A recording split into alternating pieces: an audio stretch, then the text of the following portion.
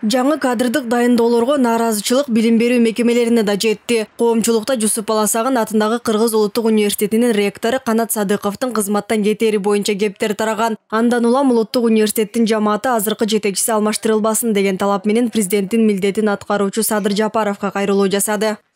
Жалпы жамаат Жусуп Баласагын атындагы Улуттук университеттин азыркы ректорун алмаштыруу аракеттерин токтотууну суранат. Антпесе жаңы дайындоолор жалпы студенттер менен мугалимдердин наразычылыгын жаратышы мүмкүн. Улуттук университеттин жамаатынын айтымында билим берүү жана илим министрлиги ректор Канат Садыковдон өз ыктыяры менен кызматтан кетүү боюнча арыз жазуусун талап кылууда. Бирок мугалимдер менен окуу жайдын кызматкерлери андан ордун бошотпой, жок дегенде окуу жылынын аягына чейин иштеп турууну суранган.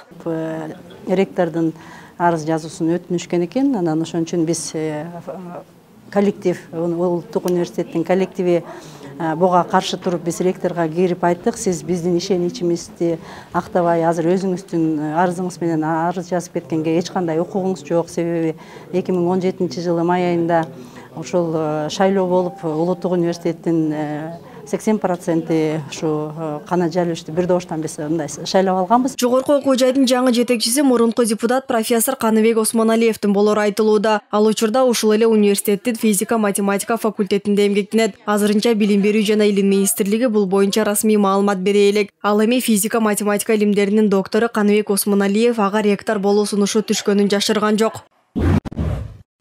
Были предложения, но пока...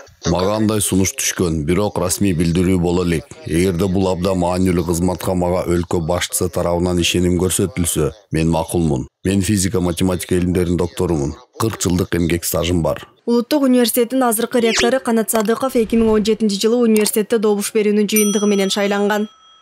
Талайгүл Эрматова, Кудрат Ташмурзаев, 5-канал.